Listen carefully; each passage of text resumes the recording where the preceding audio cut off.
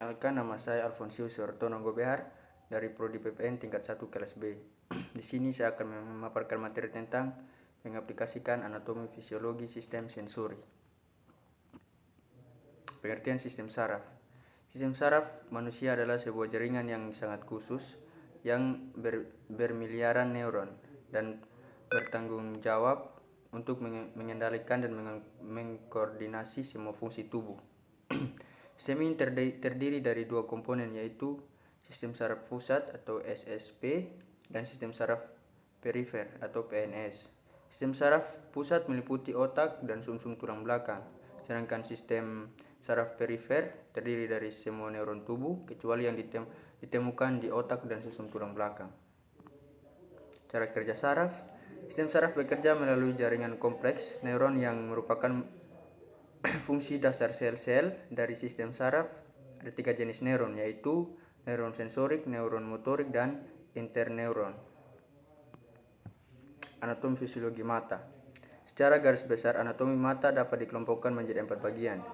Yang pertama, palpebra, yang kedua rongga mata, yang ketiga bola mata, yang keempat sistem kelenjar bola mata. Anatomi fisiologi telinga.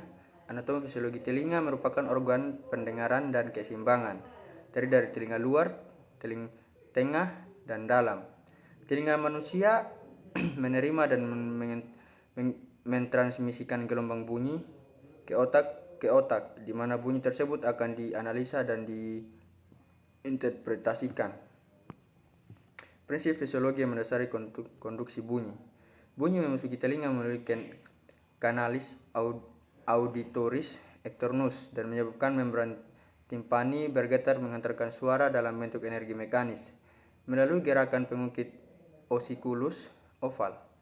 Energi mekanis ini kemudian dihantarkan cairan telinga dalam ke koklea, di mana akan menjadi energi elektris.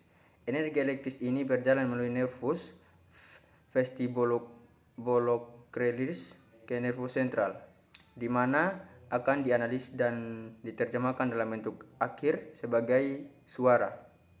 Selama proses pengantaran, gelombang suara menghadapi massa yang jauh lebih kecil dari auriculus yang berukuran sampai jendela oval yang sangat kecil, yang mengakibatkan peningkatan amplitudo bunyi. Anatomi sistem peraba atau kulit. Kulit adalah indera yang mampu menerima rangsangan temperatur suhu, sentuhan, rasa sakit, tekanan, tekstur, dan lain sebagainya. Pada kulit terdapat reseptor yang merupakan pencabangan dendrit dari neuron sensorik yang banyak terdapat di sekitar ujung jari, ujung lidah, dahi, dan lain-lain. Badan. Badan kulit yang elastis dan longgar terdapat pada palpebra, bibir, dan preputium. Kulit yang tebal dan tegang terdapat di telapak kaki dan telapak tangan dewasa. Kulit yang tipis terdapat pada muka. Kulit yang lembut terdapat pada leher dan badan. Dan kulit yang berambut kasar terdapat pada kepala. Ada dua lapisan kulit manusia, yaitu yang pertama epidermis dan dermis. Anatomi sistem perasa atau lidah. Lidah adalah kumpulan otot rangka pada bagian lantai mulut yang membantu pencernaan makanan dengan mengunyah dan menelan. Lidah dikenal dengan indera pengecap yang banyak memiliki struktur tunas pengecap. Lidah juga membantu dalam tindakan berbicara, membolak-balik makanan dalam mulut. Rasa manis dirasakan oleh bagian pangkal lidah.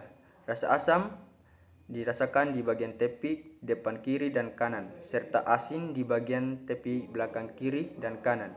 Dan rasa pahit berada di bagian belakang kiri dan kanan. Adapun rasa lainnya seperti rasa kopi, coklat, dan sebagainya.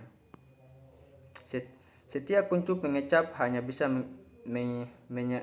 mengenali satu rasa yang khas yang terdiri dari 2 jenis sel, yaitu sel penyokong dan sel pengecap sebagai reseptor. Zat-zat makanan yang terlarut dalam cairan ludah akan merangsang sel-sel ujung saraf melalui rambut gustatori yang selanjutnya akan menimbulkan impuls yang akan diteruskan ke otak sehingga dapat interpretasikan dengan berbagai rasa. Jadi kesimpulannya, proses sensoris adalah proses masuknya rangsang melalui alat indera ke otak atau cerebral.